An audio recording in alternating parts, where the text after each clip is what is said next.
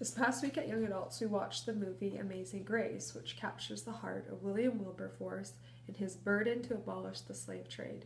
Now, God placed this on his heart, and often we find that he wakes up in the middle of the night or he's awoken early, and his heart and mind are troubled by how do I accomplish what God has put on my heart, or how do I pray or intercede for these people?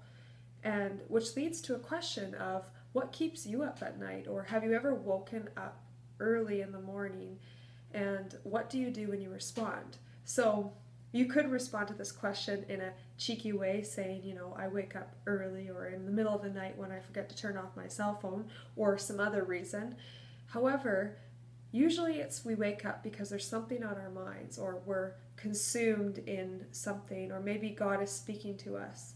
Now, our natural response to waking up is usually three things. We either, one, go back to bed, two, we lie awake and we stress about the situation that we're in, or three, is that we just pick up our phones and we start to numb our minds, do the Facebook scroll, the Pinterest scroll, get on the YouTube loop.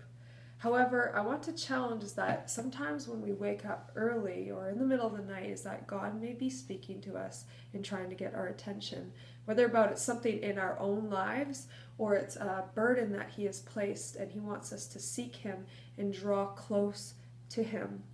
Often we're so busy during the day that we don't get that quiet time to sit with God and hear his heart for our lives and the people and the places that he's put us in.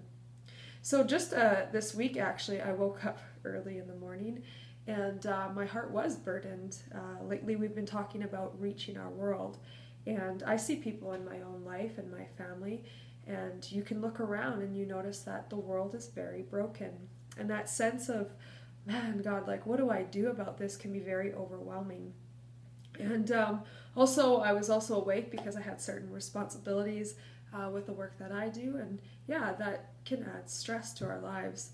And but this thought came to mind is that when I wake up in the middle of this night or early in the morning is, what if my first response was to pray and seek God? God has put us all in places of responsibility or influence, but he wants us to go with him. That the burdens that he places on our hearts, he wants us to do them with him. In Matthew 11:28 it says, "Come to me, all who are weary and burdened, and I will give you rest."